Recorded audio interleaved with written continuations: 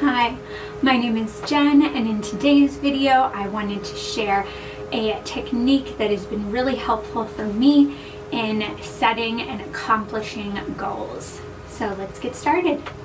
All right, so the technique I actually learned about while I was in college and grad school studying psychology and mental health.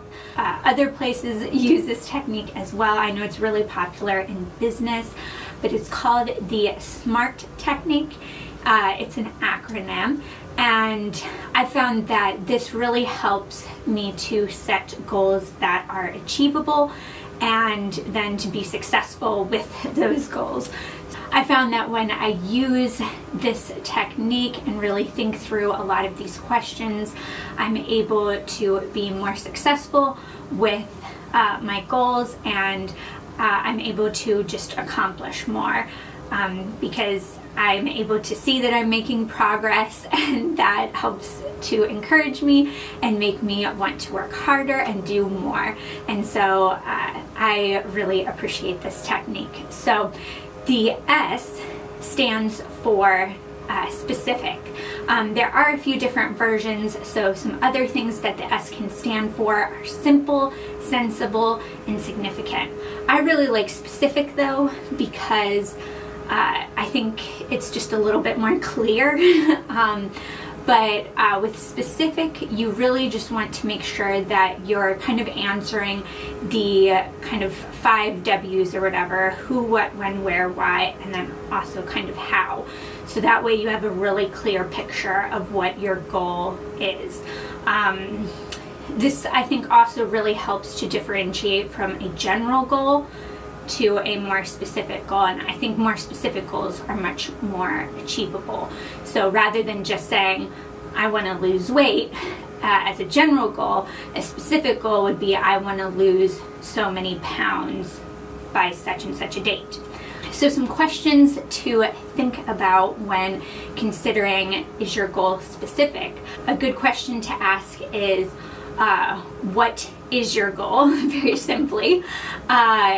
Why is it important? How do you plan to accomplish it? Who is involved? And kind of this setting: where will you accomplish this goal? When will you accomplish this goal? I think the who is also really important to consider. For most of these questions, they are really focused on you, but I think having a good support system is really helpful. I think you'll be much more successful if you have other people helping you out on your goal. And so I think it's really important to consider who.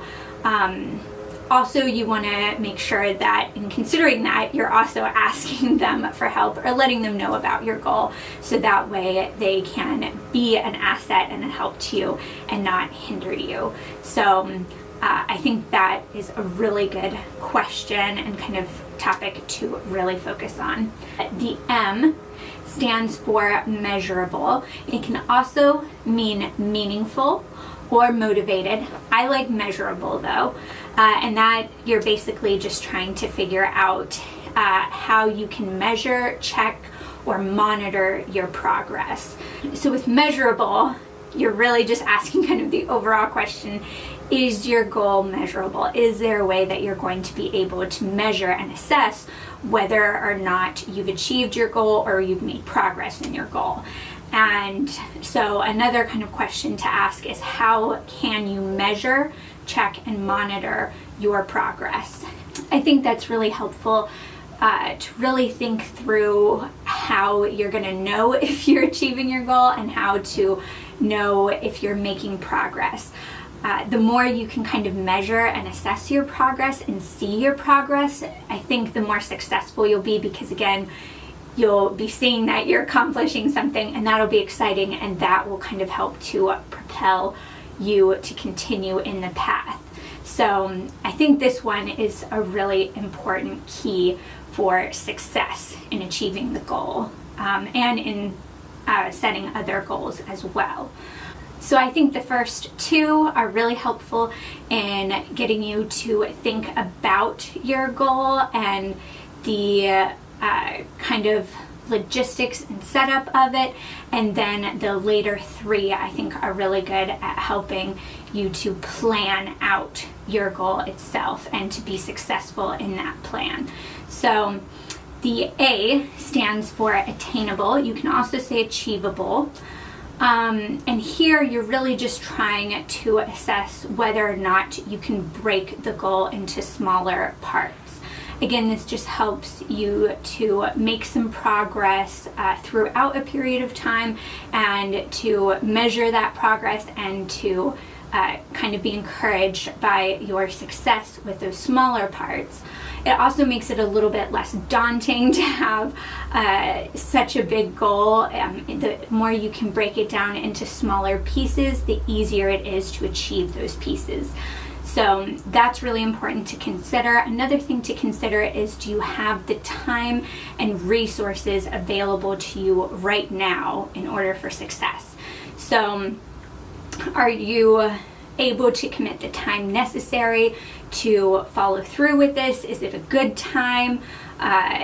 If you're wanting to lose some weight or not eat so much sugar, you may not want to do that around the holidays, just because there's a lot more sugar there.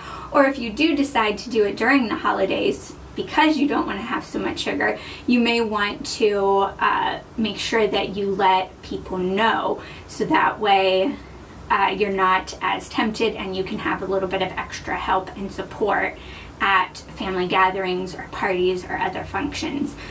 Considering whether or not your goal is attainable will really help you to plan for success, and to determine whether or not there's going to be some other temptations or other things that could hinder you.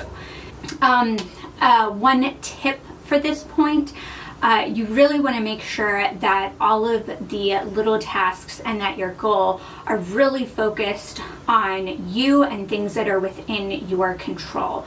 So for instance, to have a goal to get a promotion, while there are things that you can do to try and get a promotion and to make yourself a little bit more qualified for that promotion, the whole process is not totally in your hands. So somebody else is making that final decision as to whether or not to promote you. And so that part is out of your control. And so you really want to make sure that you're really considering what is in your control. So yes, you just want to make sure that you're not setting a goal that is pretty heavily dependent on somebody else. So to have other people support you and help you with your goal is a great thing, but to have a part of your goal be dependent on someone else, I think can really just set you up for frustration and failure, and that's not good. So yeah, that's definitely something else to consider. R stands for, is your goal resourced? Some other R words that you could put in here as well are reasonable, relevant is a very common one, result-based, or realistic. I really like resourced because I think that's very specific and helpful, and it's kind of different enough from the other ones.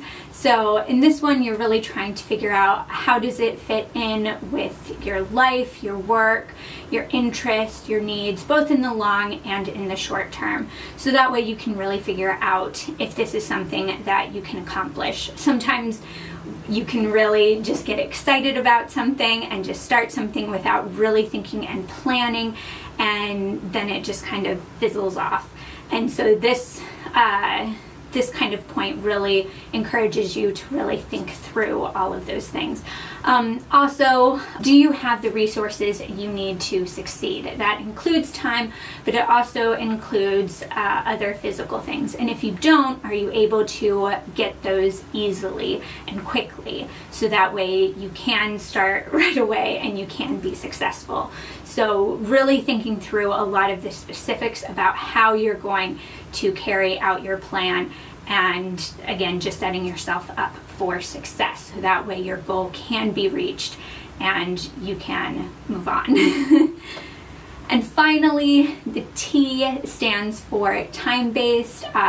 It's really just focused on time. So you can say time-based, time-bound, time limit, time-sensitive, kind of whatever you like there. I any of them really work. I'll just go with time-based.